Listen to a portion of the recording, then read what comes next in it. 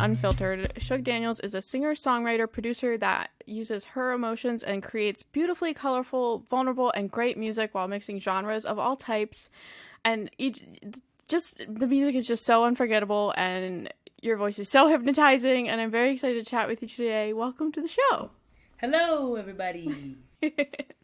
So just kind of get us warmed up here. What was the first thing you listened to today? The first thing I listened to today was probably Jacob Collier. Do you know who Jacob Collier is? I've heard. I don't think I've listened to his stuff before. I had a dream about Jacob last night. So he's like this really young, wild, creative individual from, I think he's from somewhere in England.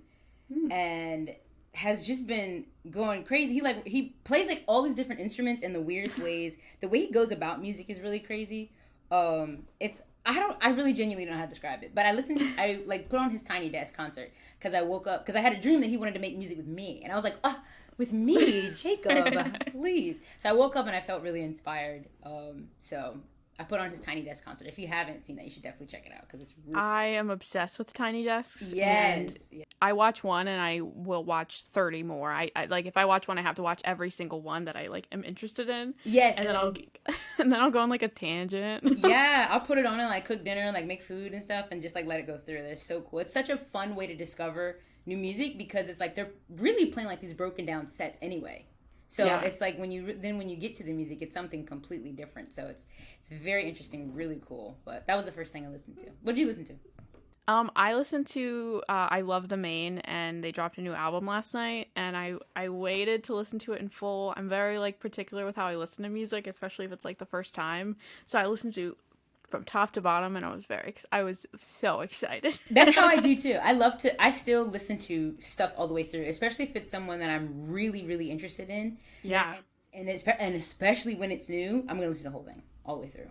Absolutely. And my brother's pretty much who puts me onto hip hop because I'm so involved in the indie pop alt rock scene. I just forget about things. So he was like, you need to listen to Jack Harlow's album. So I'm like, what's poppin', but what am I really gonna like it as much as I do? And I listened to it, and the way that he seamlessly went through the songs, and they're all in order, they're all seamlessly flowing, and I was so impressed. I was like, I thought I was gonna hate this record. I thought I was gonna just never listen to it again, and now I just can't stop listening. Don't you love when that happens? When you find a new a new musician to obsess over. Yeah, it way too often for me, honestly. That's one of the things I do like about Spotify, because we can look on Spotify all day, but I just love how when you find an artist, a lot of times you can literally listen to their entire discography right Absolutely. then and there. If there's anything else you like from them, you can listen to the first thing they ever put out. So that's something I do really appreciate about Spotify. The whole streaming thing has just really. It's a monster at this point, and sometimes a good one, sometimes a bad one, but it's there's too much happening, but I appreciate that, but then it's I know that as an artist, Spotify's not the best, and it's just and I'm sure you could speak on it more. It's sometimes it feels like a necessary evil. Lately I've been kind of thinking about the way that I share music though, because not everybody has Spotify when it comes down to it, but anybody can really get on to certain platforms like Bandcamp and YouTube. Anybody can stream music from there. Yeah. So I'm trying to, but at the end of the day, there's nothing like a good when you're an artist and you get placed on a really good Spotify playlist, you're like, Mama made it. Streams are going out, but then it's you get 20 cents, and you're like.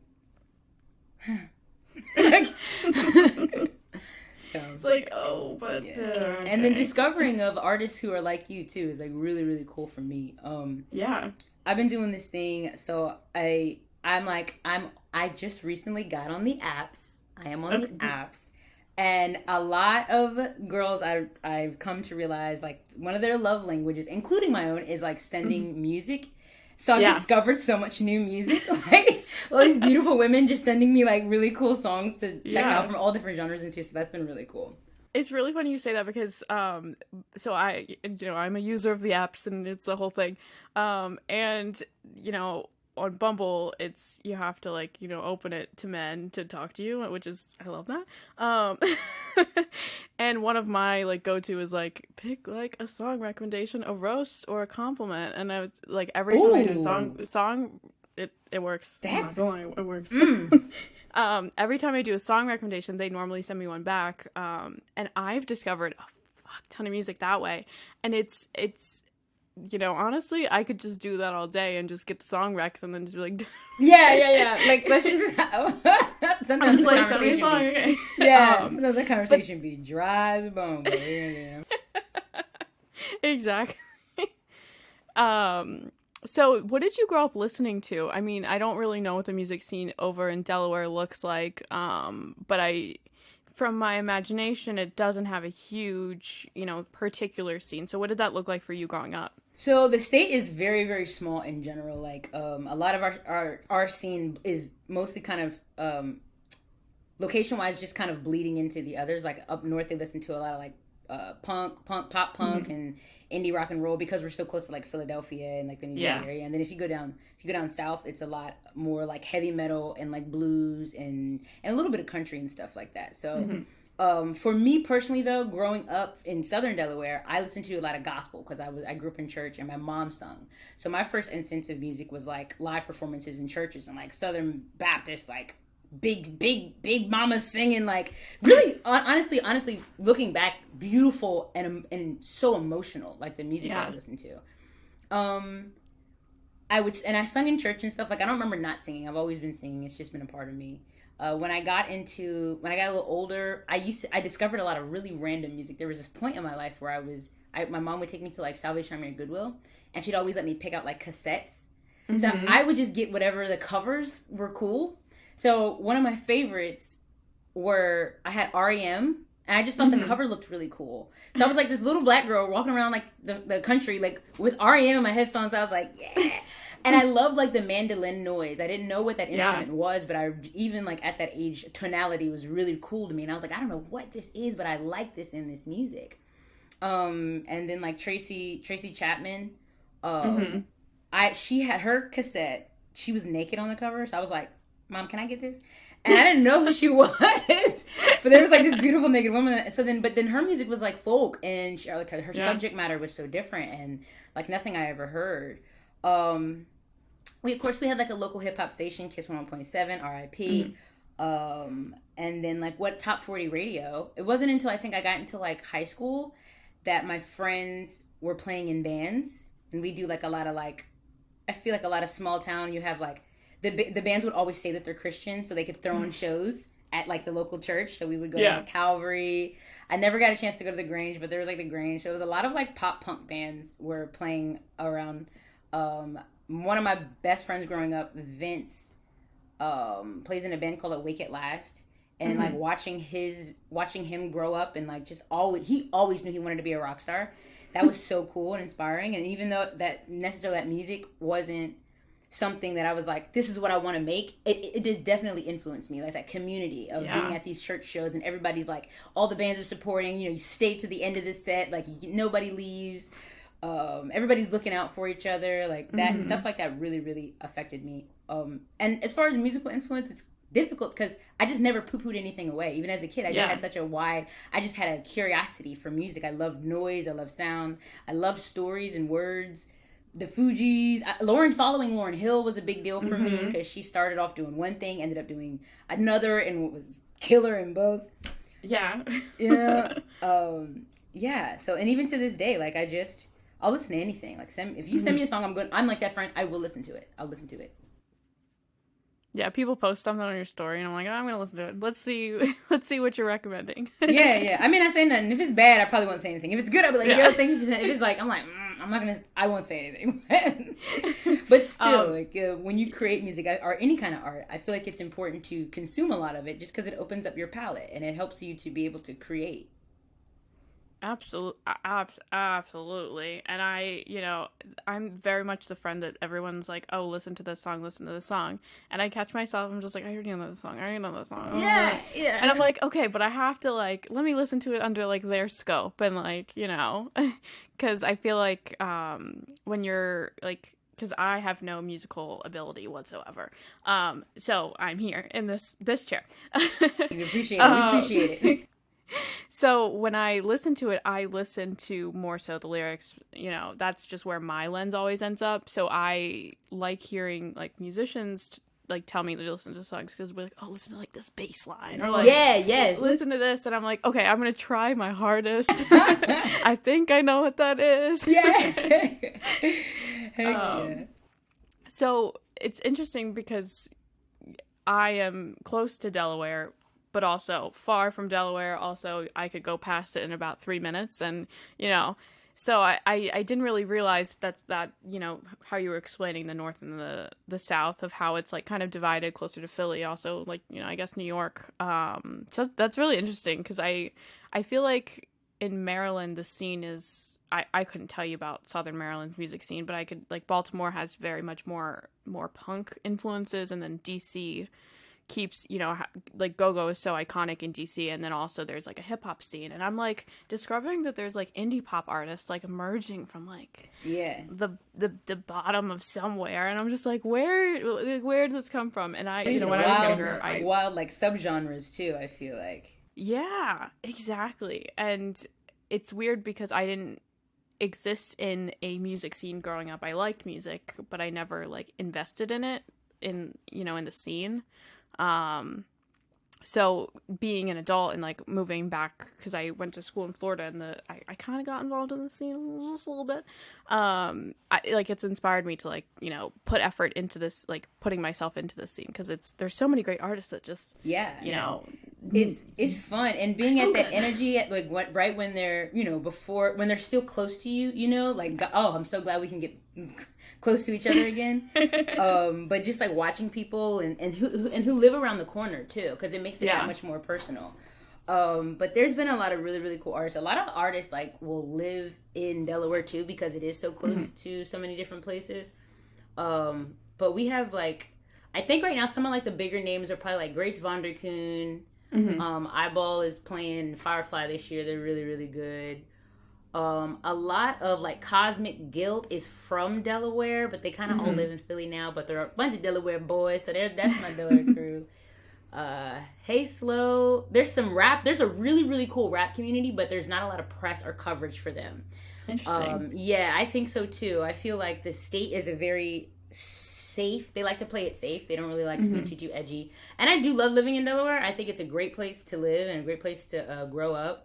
But it isn't very edgy. So when you kind of get on the fringe, anything outside of like really kind of soft indie rock, sometimes it's hard to get good coverage. But there's some amazing rappers. Shout out to Zuki. She's one of my favorites. She's from Wilmington, and she released an album over quarantine called Zukerji, I think, and it got me through. Really? Every day I was just like big balling, like in the kitchen, like just like so like, I don't know, like that, like rap music is so like, you know, like talking shit sometimes, and you need that. I feel like everybody needs that. Yeah. So that really got me through. Shout out to Zuki. She's doing big things. So. Oh, I need to remember to listen to that, because that sounds, you know, some days you just need that, you know. Yes. I'll send it to you. I have you should send it to me. I have like a little list. I was on a Zoom call earlier with the label, and so I have like a little list of things that I need to do, and I'm gonna be sure. I already said photo to Allie, next Saturday release. Send Zuki. I got you. You're so organized. Thank you. I have to be. I think I don't know anything about like ADHD, but my brain is always going like 100 miles per hour. So, but I love to do things. I love to accomplish things. Yeah. I love being like, I did it. I got that mission complete. But I have to put it down. I have to put it in my calendar, or I will not remember. And I have to do it like right now. It's the only way I can get stuff done. Oh my goodness. That's awesome though. So thinking about like you getting into music, you mentioned like you grew up in the church and like seeing amazing people singing. So how did that kind of lead into you yourself creating as just as yourself and not so much following music? I think for me, writing music never felt weird. I just was like, we're just gonna write songs. My family, when like growing up, they would always make us perform on Christmas, like when we were little kids. And you could make up a song, you could sing a song, you could do a dance, you could do anything you wanted, but if you were a kid, you were one of the cousins, you had to do a thing.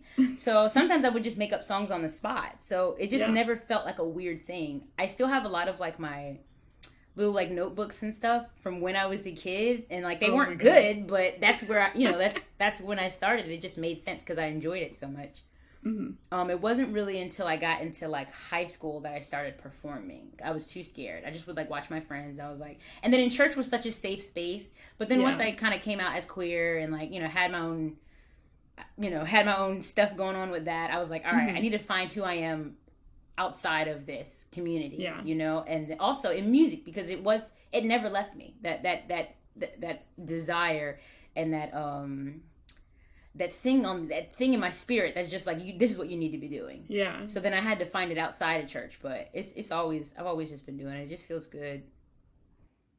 And at what point did you kind of take the turn to decide what kind of, I say genre, but you kind of embrace a lot of genres. So what was that kind of process? What was like, oh, I'm not going to be a pop punk singer. I'm not going to, go do heavy metal. What was that kind of turning point for you? If I have to be honest, music for me has usually always been very circumstantial. I love it in every form, but usually whatever is close to me. Like first songs were written on like a little piano that my mom had bought me from like the dollar store, and I couldn't play piano, but it had presets on it. It had like samba and hip hop and pop, and I would just put on the different presets, mess around with the tempo, and just write music to that. Then my cousin got this thing when we were kids called like MTV Beatmaker or something like that. I think it was on like Xbox. And so he would be like, "Cuzzo, like let's make a song. I know you like writing songs." So then that's what I used. But he liked making hip hop, and I liked hip hop, so I was like, that's what I'm going to make, if that's what you want to make. And then we did that for a long time. I actually had a rap career that was pretty fire. Like, we can still look it up, Flow City. Shout out to my Flow City babies. We did that for like 10 years. I think we did that for like 10 years. And then once I got kind of bored with it, I wanted to do something different. I just reached out to a friend that I knew who was like jamming too. And I'd see him at open mics, and I was like, what do you want to make? And he was like, what do you think about like blues soul? I was like, that's cool. I can do that.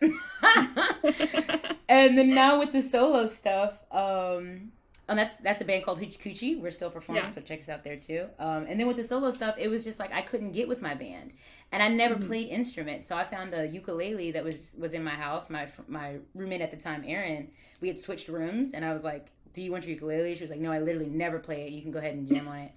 And then I wrote all this music. So music for me has always just been very circumstantial. Like if I had like friends who were in a band and it was like a pop punk band, hell yeah, I would have been in a pop punk band. That's what I would have did, because I just love it. I just like being in it anywhere.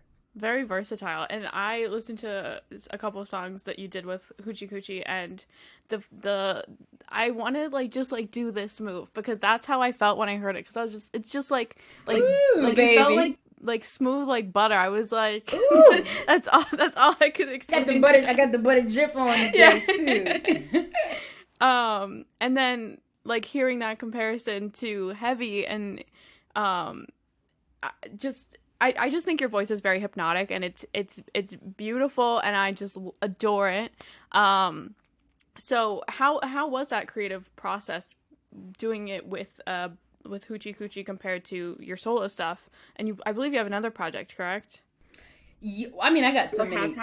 I have so many things. I'm a big collaborator. Let me pull out your resume. Yeah, I'm a big collaborator, if you can't tell. Yeah, and then I also did like a pop. I did do like kind of like a more R&B pop song that got a lot. That was like my biggest Spotify thing I think I'd ever done with Moscow Girls, called In the Kitchen, and that was like during quarantine. They sent me a song, and I was in the kitchen, and I told them that I would have something like a verse to them or something like that by the end of the week, and it was Thursday, and I was like, I gotta do this thing. So I was literally just in the kitchen, and I was like, put the song on, and then I don't know, I just wrote it. It was like 10 minutes, and I was like, okay, I think I have an idea. Let me know if you guys like this. I just like recorded it on my phone. But I'm very, like I said before, my brain just works really quickly. Right. And especially doing hip hop for so many years, like you exercise and like freestyling. Mm-hmm. So there's a lot of like coming up on the spot. And having a band is really fun because you have all this different energy and all these different people and all these different situations. So everybody puts their own spin on stuff. I was the lyric writer for the band, and I would like sometimes play around on bass. Like I'm not really, ukulele is new for me, but I never really played too many instruments. But I would like come up with a bass line and then take it to them, and it would never end up like how it sounded in my head. But that never bothered me because I was like, y'all are so good. Like, this is fantastic. And then writing solo stuff, I feel like it's just, it feels like working out or like doing push-ups, which I don't mind doing those either. So those like. Oh, not me. That's okay. That's all right. I wouldn't say it's harder. I feel like it's just more challenging, if that makes sense. Like, I'm gonna do it. It feels good. It's still fun. But now I'm like, I have a bit of a learning curve because I have to learn how to make it while also being like, I need to get this out of me. Yeah. Oh, my goodness. That's awesome. And I think it's so impressive, too, because when I look at that and think about the concept of me, I mean, again, no creative or musical talent, but like going from this very big collaborative environment to me doing it by myself, I almost think that like I would very much prefer like doing it alone. And I've always been like that type of way of like, if I'm going to do something, I like everybody else is just going to like just follow along. Like I need to just do like put my brain, and like everybody else is just gonna confuse me. You guys gotta freak off, man. I'm getting something done. Like I just gotta do it. So it's really interesting thinking about doing that in a more so creative musical aspect. And I think that's awesome. And if you want to go ahead and join pop punk band, I'll listen. If you like, I'll follow along. Let's get it. Kind of be like, who I love for that? Willow Smith. Oh, can you even believe that we get to share this thing? She's like I feel like she's like our David Bowie. She's so cool. Her fashion sense is ridiculous. She's done so many genres and killed every single one. I am crazy about her. I can't front.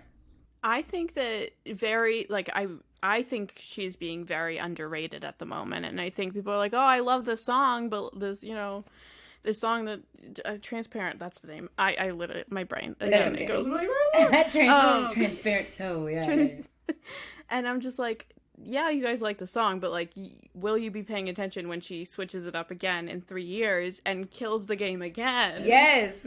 Like let's pay attention here. Like it's not just a whip my hair and then transitioning to the, like we're going to talk about this because and there's so much cool stuff in between too. There's so much cool stuff. She dropped the album, and I'll never forget because it was the same day that Hoochie Coochie dropped our EP. So I was like, dang, we're competing with that.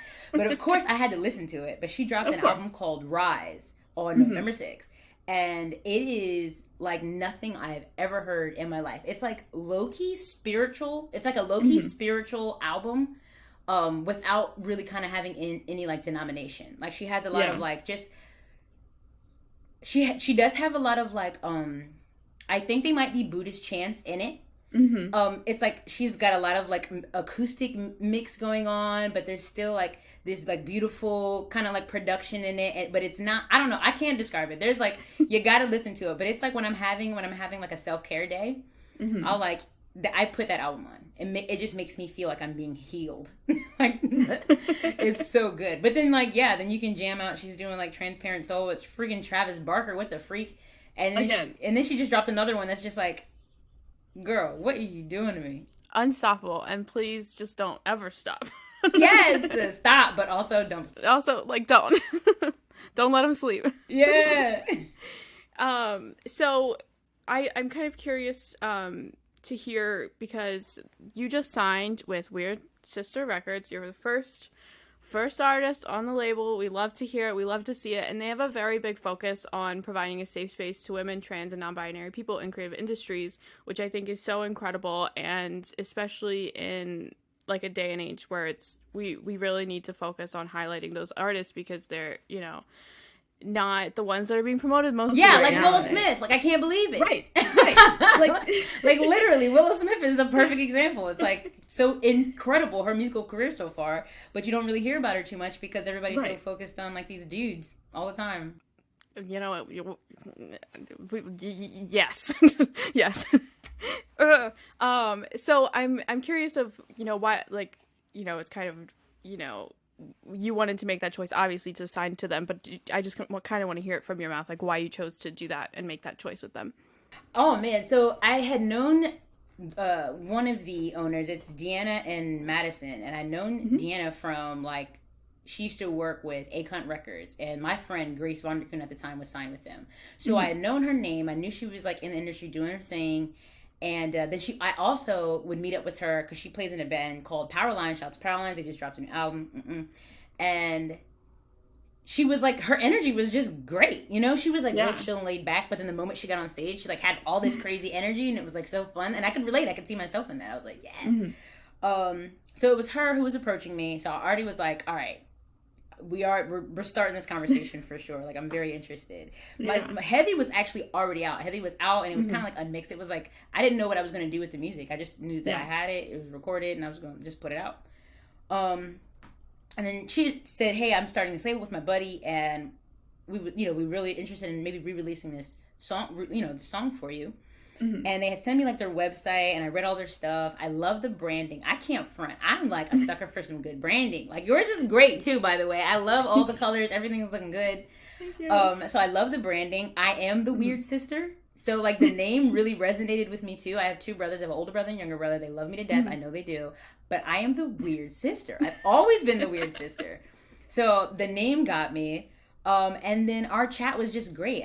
Whenever we would talk on Zoom or like in text, I just felt like I had known these girls forever. And even just like, I never feel weird about stuff. Like, we have a show next week in Brooklyn that I'm very excited about. Woo-hoo. It's at Our Wicked Lady in Brooklyn. Melanie Faye, who was like, that's humongous, that she's headlining. And then we have Sedona, who's like this really, really cool, like pop band. And they booked a photo shoot for me the next day, and I was like, "Can I stay at your house?" And she was like, "Of course you can stay at my house." So the vibe. If I have to be honest, when I look back in my life, a lot of my gut instincts were correct, and whenever I would try to fight that, I would always look back and like, "Dang, I should have this or I shouldn't have did this." And all signs pointed to yes. I really wasn't I wasn't looking to be signed to a label or anything like that, especially not for the solo stuff, because I'd been working with Hoochie Coochie for like the last 5 years, and that was kind of like my main thing. But I'm also an opportunist, so I was like, all right, they have the fire and the energy, I got the fire and the energy. Let's just like see what we can do together. We might, we put something out and it'll be cool, and we can say we did a thing, or like maybe like we freaking take over the world, baby. But their mission made me excited, because I was like, all right, I'm going to make you proud, because this is great. I want to do a good job for you guys and or for you ladies. And, as long as y'all work hard, I'll work hard.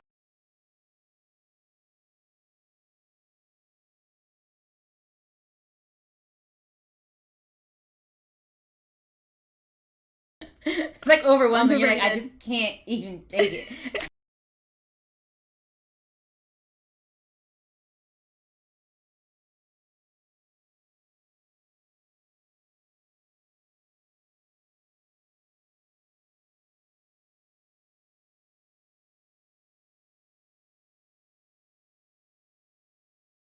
Yes. I think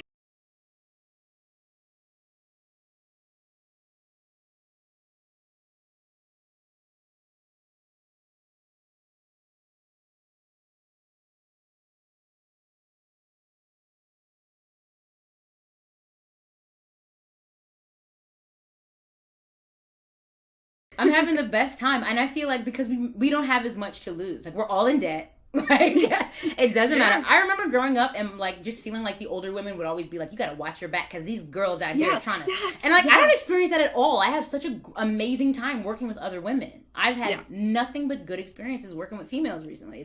It's been so fun, and I love it because like even like right now, as far as like music wise, I'm listening to mostly females, and it's not even because I'm like, I don't want to listen to no dudes. Just their stories are different. They're telling me different stories. I can relate in a different way, and it just feels so good. There's this one artist I've been listening to a lot. I think her name is like Faye Webster or something like that. I love her. She is so weird and cool. Her voice is amazing.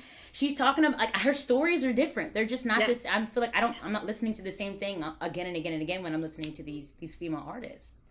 Yeah, and it's interesting you say that, because with my chat with Okay Cool, we were talking about, because I grew up only listening to like pop punk and like emo, and I was like the emo of emo, and it's like, how did I, as like an angry 13-year-old girl, relate to these 26-year-old men screaming? Like, yes, I liked it, and like, who upset me at that age to that extent, but but it's like, I am so thankful that like future, like, young people can listen to all of these artists and all of these stories, and all of them are highlighted. And like, I had this like big affinity like against Casey Musgraves for the longest time. Yeah. Do not ask me why. I just hated her for no reason. Couldn't stand her for nothing. For no reason, I could not stand her. And I don't know if it's because my parents would take me to a lot of country concerts growing up, and I was always mad. I was always Keith Urban, Tim McGraw, whatever. And that was all the country music I grew up listening to. I never really listened to I did a little bit Carrie Underwood, that's behind me now. So so when I listened to her, I was like, nah. And then I just hated her. So I think that like I grew up under that realm of like only like men singers were like what I wanted to listen to. So I'm growing into that, like finally listening to like female voices, and I'm just so happy. And it's so cool because kids at a younger age have access to way more music than we did too. Like we literally only listened to what was on the radio, and what was on those little what you like, 24, 23? Yeah, I'm 24. Okay. Did you remember like those little bit clips? Yes. You remember that? Like, that was it. That was like that was our musical palette. That's all we really had. But now these kids have Spotify, they have Pandora, and they have access to all this music. You had to pay $19.99 for a CD just to find out you don't like it. Yes! I used to be in like FYE, I think it was called. Yeah. And like you'd have like the music that would come out, and you would just like go through and like listen. But now they have like, I'm excited to see what music is going to do, because like I said before, that when you open up your musical palette, it allows you to create all different kind of things. Mm-hmm. So I'm excited to see how music is going to develop. It's going to be really, really wild. Yeah, and I think that like I automatically think of Olivia Rodrigo, and like that has been like a whole thing for me right now. But like the way that she is pulled from, because she's 17, 18, and she's already pulled from like Hayley Williams, Billie Eilish, Taylor Swift, and like that alone for the pop scene is really great, because like it kind of shows like the last 10 years of how pop typical radio music has changed, and that alone is I think a great example for specifically like radio stuff right now. And obviously Willow Smith, we've already talked. Have you heard of Arlo Parks? You like Arlo Parks? Yes, I love Arlo Parks. She's also like another like extremely young, but really? she I writes. only listen to. I haven't like dove into like information. She like when I was listening to a lot of Arlo when I was recording the music for this EP. Yeah. So I was just like, wow, this is so crazy good, because you can also once again just hear all these different influences. And then I didn't even know. I'm like, she's 19. She's 19 years old, and like her lyrics are so deep, and they're so vulnerable. Like she touches on a lot of like depression and like the real emo stuff, like the real I mean, like don't get me wrong, I love My Chemical Romance. That was my first band poster. I still love My Chemical Romance. Don't get me started. I forgot what I was talking about, just thinking about how much I love My Chemical Romance. But Arlo Parks, just like her ability to hear all this music, and grow up in a situation where she has access to more music, it allows her to write that kind of music at that young of an age. Mm-hmm. It's funny because like the only reason why I found Arlo Parks, because like it wasn't popping up on my Spotify weeklies and stuff like that, is because I shoot film, and I was like looking for a song, and Portra 400 came up, and I was like, wait a second. It is. And I sent it to my friend, and I was like, are we digging it? And we were like, yeah, we're digging it. And then he was like, oh, like I actually like already heard like a few of her songs, so I'm like, I think she's just so talented, and I didn't realize she was that young, and that's amazing, and now I'm very excited to like keep listening to her. Yes, when we get done, I got another thing I gotta send you, because she just dropped a music video. She dropped a music video.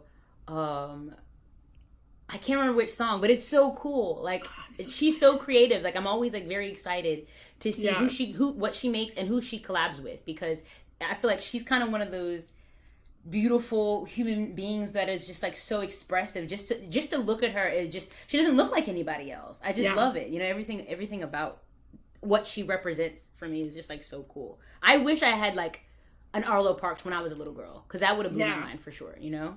Yeah, oh my goodness, yes. And kind of leaning into a conversation about Kintsugi, the last couple years has been, you know, I can't even begin to explain because, you know, I'm not a person of color, but for people of color, it's been a lot and overwhelming and, you know, emotional and all of these things. So can you kind of talk about how like that has led into the song Kintsugi? Yeah. I think it's been emotional for everybody, because even if you aren't necessarily a person of color, the conversations that were being had at our dinner tables are now being had at all dinner tables. Yeah. So like a lot of this stuff isn't new for us. It's just it's very interesting to see the rest of the world and finally acknowledge it, to finally be like, you know what, this is stolen land. We stole this land, and we treat them like trash. Like, what are we going to do? Or not? We can't ignore it anymore. We got TikTok. Right? You can't. That's where all your kids are. Your kids are going to be like, Mom, Dad, this is wrong. We're on stolen land. You know, like we treat people of color completely different than we treat each other. And we have to stop. I mean, like, even if you just think about like what the idea of beauty is, it's very cis white female. Like that, what is supposed to be beautiful. So but now with technology and with even like I said, like TikTok, like there's just so many people who are like, let's correct this behavior. So it has been, it has been very emotional, but in many good ways, good ways. I think I had people who have never really acknowledged me that were in my friend circle that all kind of like reached out for a while, for a long while, that were just like, are you good? Like, do you need anything? Like, have I ever made you feel like some people would just be like, I just want you to know I appreciate you. And I know I don't say it because I don't think to say it, but now I know that I need to. You're wanted in our circles. You're wanted in our space. And that feels good, you know, because as a Black person, especially growing up in like Southern Delaware, I very often would be the only Black person in the room at a party. I'd be the only, one of 2 or 3 Black kids in a classroom. And I don't think a lot of people who are non-white think about what that feels like, to constantly be in a space where you are a minority. They don't think about that. Because they're just like, I don't see color. Maybe you think that you don't. And honestly, maybe you should. Because it's nice to just be aware of who's around you, you know? So you don't come across as a dick or an asshole, you know? Yeah. It's, I don't know, it's wild. And I feel like as a musician, it's a really good time because people want to know. They're like, okay, well, let me put more people of color on my Spotify playlist. Let me put more queer people, more LGBTQ plus. Like, let me put anything other than what I've been listening to, because experiencing each other's art is how we get to know each other. Yeah. You know, like I grew up loving, a lot of, I can't remember the name, but it's like that, the 16 candles and like all that stuff. Like I knew what white culture was. I knew what I knew what it looked like. So when I seen it, when I was in it, it didn't really make me uncomfortable because that's what was in the movies and on television. But now I feel like people who are like, a non-straight, of color, they're purposely going out to discover what our stories are. And I think that's beautiful. It's very nice. I grew up in PG County, and, growing up, there were a lot of people of color in my area. So as soon as I moved away, it was the complete opposite. Yeah. And for me, it was weird. And like to understand the scope of what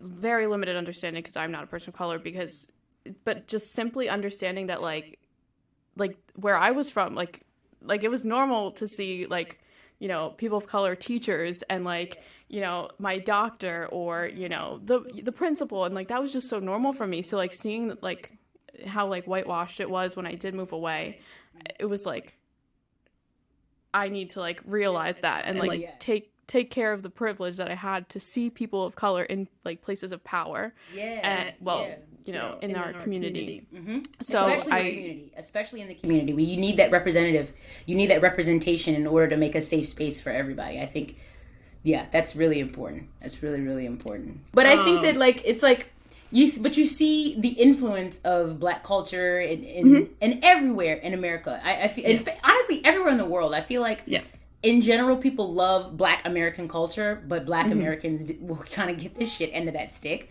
You know, it's like we don't feel physically wanted. We feel like our culture and our spirit is wanted, but not so much our us. Ideas. Yeah, not so much us, our ideas, or like how to better our community. And it's been that's really kind of where Kintsugi came from. Like just thinking about how much I do love and enjoy being here in this country. I've never been anywhere else. I can't. I'll never be like death to America. This is my home. My grandma lived here. You know what I'm saying? Like my family's from here, from all up and down. So I have to. You know, I'm not gonna abandon ship. I got to try my best to do what I got to do, and it's good. Starts right here. You know, it starts right here in my community, right here in Wilmington, Delaware. So that song is just about how like I see it. You know, I see that it's a broken system, but if we include the people that are here, that have been here, that built this country, that made this country what it is today, then we can make it better. We can make it better than it ever was. We can make it better than we ever thought it was going to be, you know? Yeah. And looking at, and correct me if I'm wrong, you're releasing the Franklin Street EP in the fall. September 3rd. I think that's fall. I don't even know. That's not even fall. That's soon. Let's fucking go. Yeah. I'm hot. So leading into that, are there any reoccurring themes in the EP that you kind of are taking in, or is it kind of just like what you're feeling, what you felt in the last like year or so? Yeah, really just I feel like so when I was writing the EP, I had just split with my partner at the time, and I had moved out. I was living on my friend's third floor. It was like literally, it was my ukulele, it was like a mattress, I had my laptop, a little workspace, but I just had like, it was quarantine, so I couldn't really go anywhere, do anything, so I kind of was just like stuck with my thoughts with these like white walls, and to not lose it, I just was like, I need to write down how I'm feeling, and that was when a lot of the, the Black Lives Matter, all that stuff was still really the forefront, and I'm not saying that it's not, we've pushed it back. I still feel like those conversations are being had depending on your circle, and I try to keep my circle very like woke. I hate that word, but at the same time, I'm like, if you don't recognize it, I don't, if you don't want to be educated, because there's so much out there to be educated, I don't need to spend time educating you. You can literally Google it. Like you can Google systematic racism. You can Google all these things. You don't need, so just being up there, I thought about my relationships with a lot of different things, and my relationship for sure with America. I have some other songs coming out with I wrote a song about the breakup and about like how sometimes when you break up with somebody, it's not about the fact that you don't love them. It's about the fact that you do love them, but the relationship has just changed. So sometimes in order to save it, you need some space and you need some time in order to be able to come back and be like, okay, I want to be here for you, but I have to be here for you in a different way. Can we make this work? Like just exploring relationships. I have a friend breakup song. That was probably, honestly, that friend breakup was almost more dramatic if I have to be. If I have to be completely honest, because we had been friends since we were children. We had experienced so much, honestly, trauma together. We've seen each other at our best and at our worst. And then just feeling very betrayed. And I was like, okay, I need to write this down. I really kind of got to put this away. So, and then Heavy was like the song that's out now. Was I had a friend that was helping me through my breakup, just kind of being there for me emotionally and me feeling like, is this a thing? Like, is this a thing? It wasn't. It's not. She's a great friend. But still, that I couldn't, but at that point in time, it felt so real. Like, I was so vulnerable and so emotional. So the whole EP really, and then it's called Franklin Street because the street that I was on was Franklin Street. It's the Franklin Street EP. I was just on this third floor with all these feelings and emotions.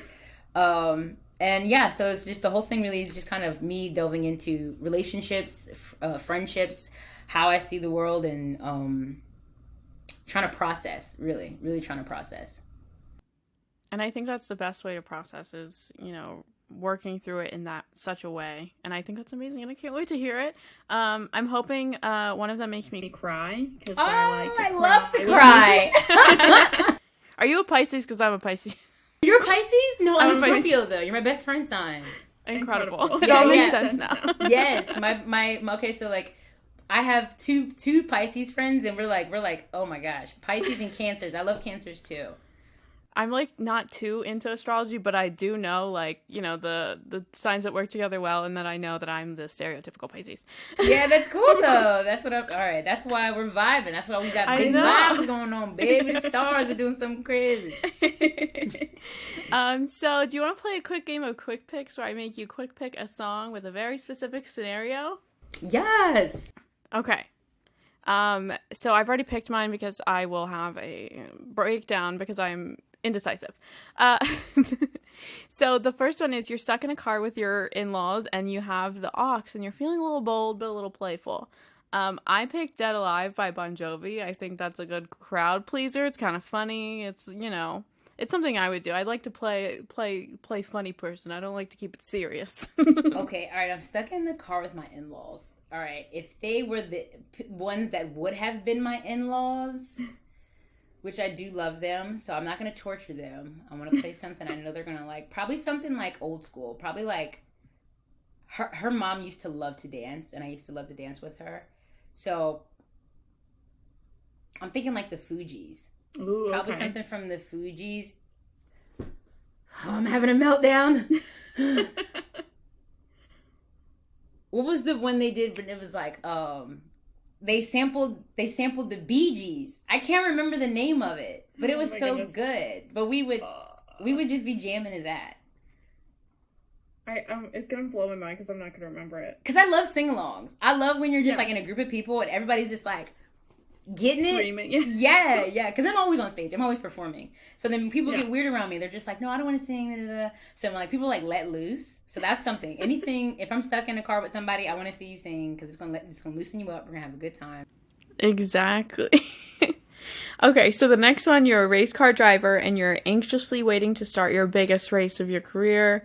I'm thinking Get the Party Started by Pink. That's a good one. I would probably put Rihanna's Shut Up and Drive. Oh, yeah. Shut up and drive. Yes. I got to see her when I was younger. So my hip hop band, we were so mismanaged. I know they tried, but we were so mismanaged. But we got really like picked up and like interested in with a lot of labels, and one of them was Def Jam, and they gave us front row tickets to go see Rihanna. And I remember when she was doing that song, she had the dancers and they were all like busting on the car. And one of the dancers, she went to hit the car and the bat bounced back and hit her in her head. But she was like she kept going. Just I'll gonna never keep forget moving. that. Yes, I was like, I hope she's okay. But I'm sorry. I know they're supposed to be quick, but No, that's fine. I love that story, and I don't think I remember the last time Rihanna was touring, so now I'm like, all right, will we get a Rihanna tour in the future? Will she ever make a record? We don't know. Money, man. That's what I'm saying. She's like too busy making real money moves. I do love the Fenty Savage fashion shows though. Those like give me life. She's a friggin' mogul, and oh my god, I adore her. And then we're gonna do one more, and it's so you're about to shoot your shot, similar to your song Heavy. What song are you playing to hype yourself up? I'm saying anything Meg Thee Stallion. I don't care which song it is, but anything by Meg, I'm playing. It would be definitely Doja Cat, because you can't not feel frisky with some Doja Cat. And like the whatever that song where she's just like, I feel like fucking something, because I love the Doja Cat dance too. Like, I know sometimes people are like, she's so problematic, but I really just I stand her. I'm like, I love her. I didn't listen to her other than like the mainstream stuff, and then I listened to the last record, not the one she just released, but the one prior, and I was like, this is good. She's a freak. I was like I know Tia Tamera was good, but then I was like listening to the rest of it, I was like, like an outer body experience. And then the new record's really, really great too. But I was like, oh my god. And then she's just wild. She just looks like so much fun. Like, I want to party with her so bad. Probably, I mean, honestly, I feel like I would have to recover. It would take me like 3 days to recover because she seems like a lot, but also. And then some, probably. Yes, yeah, go ahead. I would love to hang out with her, and I would play her music to get a kiss. Let me like pull phone call. Excuse me, Doja. Is this Miss Doja? I have a lady here who would like to speak to you. Next time you're in the DMV. So we're gonna end it here with one final question. I know it's sad. We could really play Quick Pick all day, except I'd have a mental breakdown about my indecisiveness. So musicians have the ability and the platforms to leave a mark on the world in so many different ways, either bigger or smaller. What is one mark that you want to make on the world? I want my legacy to just be like, be who you are. Don't ever pretend to be anything other than what you are. And your flaws are okay.